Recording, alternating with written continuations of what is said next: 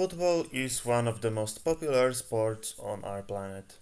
Especially in Europe, the competitions like Champions League, Europe League, and Conference League are getting more and more attention and fans who follow the battles between the biggest and wealthiest clubs, as well as underdogs that are climbing up the ladder to get into the top teams of Europe. These competitions also generate a lot of amazing data you can play with, and an example is UEFA Country Ranking, which we'll cover in this series of tutorial videos.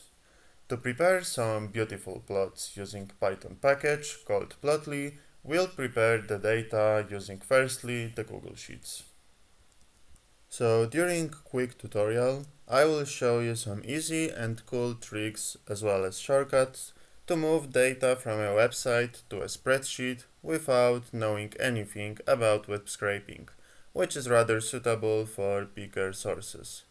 You will learn how important is it to do some basic data checks, as well as how to publish this data into CSV format, which is one of the most common ones for the programmatical data analysis in Python.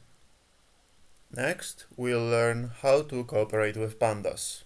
So pandas are very cute animals, but actually we'll not learn how to speak with them, but use a Python pandas library to do some data manipulation and generate a series of different data frames. They will power our visualizations in Plotly.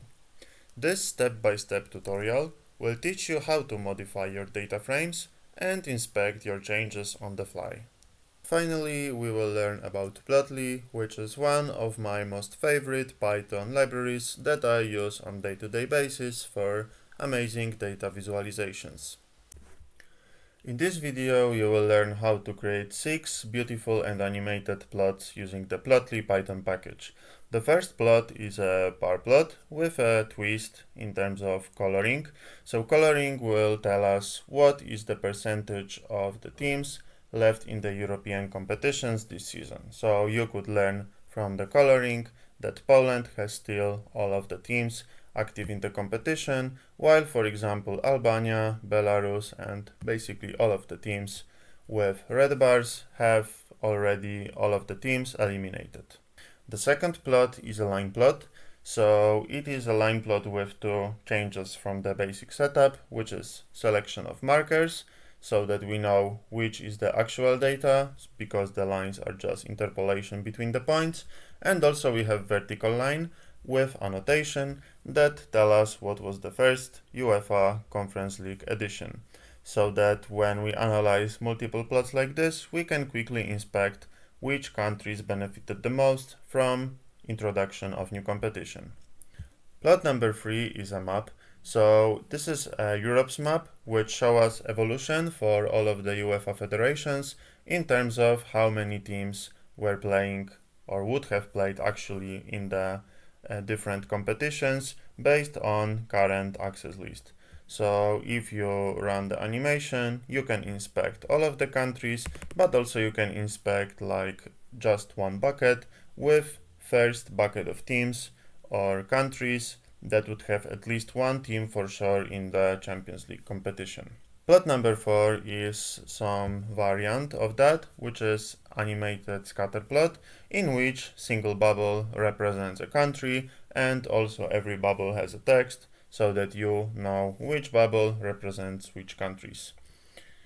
Plot number 5 is something I call a race plot, because you can see like a race between 5 countries and inspect like what is the first state and the end state with this nice animation, so that you can also observe in case of Poland, which was like the worst team from these 5 federations, but eventually ended up being the best and with some positive forecasts for the future, given all of the teams are in the competitions. And the last plot is a bar plot based on scatter plot. So it means that firstly we will fit a scatter plot, afterwards we will call getTrendLine results from Plotly native method, and we will use the output data to form some hypotheses in terms of what is the trend in terms of points from last 9 seasons for given federation, and also how significant this trend is. So if you want to learn how to create such beautiful plots, this tutorial is definitely for you, and I encourage you to watch this video till the end and also other videos from the playlist.